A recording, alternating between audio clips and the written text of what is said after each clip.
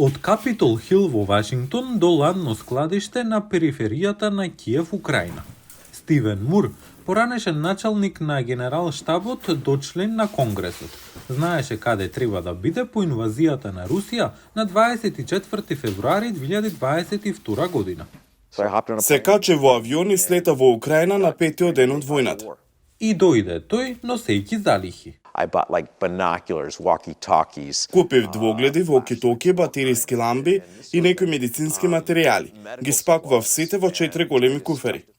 Додека Мур се обидуваше да влезе во Украина, луѓето чекаа во долги редици обидувајќи се да излезат.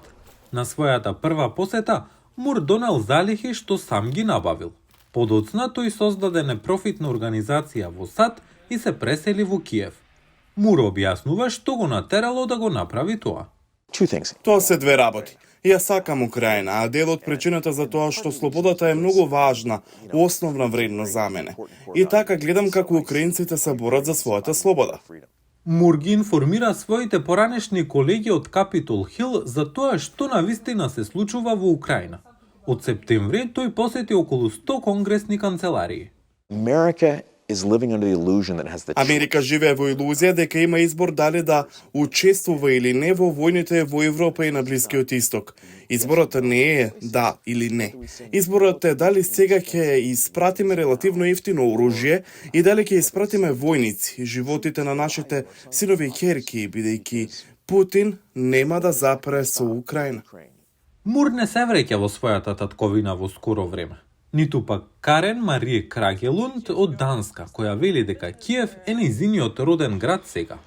Се сретнавме со Крагелунд веднаш по нејзините часови по украински јазик.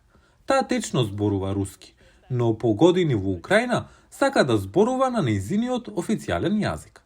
Дојдов овде да се приклучам на IT индустријата и пред околу 6 години започнав собствен бизнес, каде што ги советувам компаниите за организацијска трансформација и управување со промени. Всушност, следната недела ја слава мојата 17 годишнина овде.